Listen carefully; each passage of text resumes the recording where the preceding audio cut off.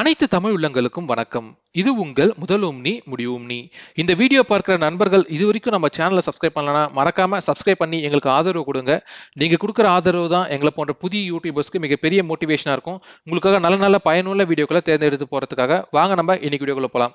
இன்னைக்கு நம்ம என்ன பார்க்க போறோம்னு பாத்தீங்கன்னா, நம்ம எல்லாரும் ரொம்ப எதிர்பார்த்துட்டு இருந்த இஎம்ஐ மொரட்டோரியம் தொடர்பான தீர்ப்பு, அதாவது இன்று அக்டோபர் 5ஆம் தேதி வரும்னு எதிர்பார்த்துட்டு இருந்தோம். பட் ஆனா நமக்கு மிகப்பெரிய ஏமாற்றம் தான் மிஞ்சிருக்கு. ஏன்னு கேட்டீங்கன்னா, மறுபடியும் ஒரு வாரத்துக்கு தீர்ப்பு வந்து தள்ளி வச்சிருக்காங்க. அது மட்டும் இல்லாம மத்திய அரசு கால அவகாசம் கேட்டிருக்கு, மேலும் ஒரு வாரம். அதுக்காக வந்து உச்சநீதிமன்றம் கொடுத்திருக்காங்க. இது ஒரு முழு விவரத்தை தான் பார்க்க போறோம். நானும் உங்களுக்காக ஒரு நல்ல செய்தியோட வீடியோ போடலாம்னு எதிர்பார்த்துட்டு இருந்தேன் இந்த இஎம்ஐ மொரட்டோரியம் தொடர்பாக. பட் ஆனா எந்த நல்ல செய்தியும் வரல. அது மட்டும் இல்லாமல் நண்பர்கள் நிறைய பேர் வந்து இன்னைக்கு என்ன நடந்துச்சு உச்சநீதிமன்றத்தில் அப்படின்னு கேட்டிருந்தாங்க. அதுக்காக தான் இந்த வீடியோ எடுத்து போடுறேன். வாங்க நம்ம இன்னைக்கு என்ன நடந்துச்சுன்னு பார்க்கலாம்.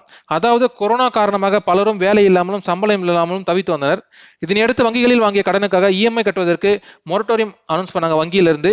அதுக்காக பார்த்தீங்கன்னா மார்ச் மாதம் முதல் ஆகஸ்ட் இறுதி வரை வந்து கொடுத்திருந்தாங்க 6 மாசம் காலத்துக்கு இஎம்ஐ விலக்கு. ஆனா அந்த இஎம்ஐ காலத்தின் வட்டி தொகைக்கு அபராதம் மற்றும் வட்டிக்கு வட்டி விதிக்கப்படும் என வங்கிகள் அறிவித்தன.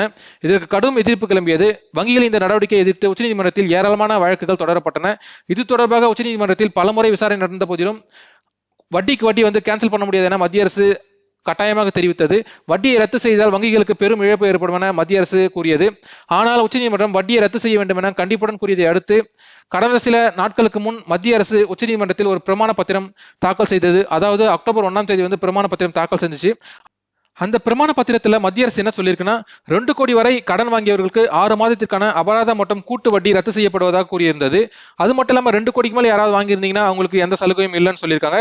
இந்நிலையில் மத்திய அரசு தாக்கல் செய்த பிரமாண வாக்குமூலத்தில் பல்வேறு சந்தேகங்கள் இருப்பதாகவும், அது தொடர்பாக ஒரு வாரத்தில் சந்தேகங்களை நிவர்த்தி செய்து மீண்டும் ஒரு பிரமாண பத்திரத்தை தாக்கல் செய்ய வேண்டும் என மத்திய அரசுக்கு வந்து நீதிபதி அசோக் பூஷன் அவர்கள் உத்தரவிட்டிருக்காரு.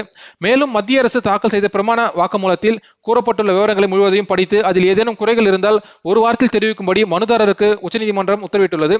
தொடர்ந்து இந்த வழக்கு வந்து பாத்தீங்கன்னா அக்டோபர் 11ஆம் தேதிக்கு தள்ளி வச்சிருக்காங்க அசோக் பூஷன் அமர்வு.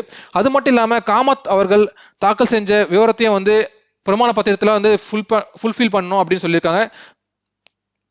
இதன் மூலம் அக்டோபர் 11ஆம் தேதிக்கு இந்த தீர்ப்பு வந்து ஒத்தி வச்சிருக்காங்க.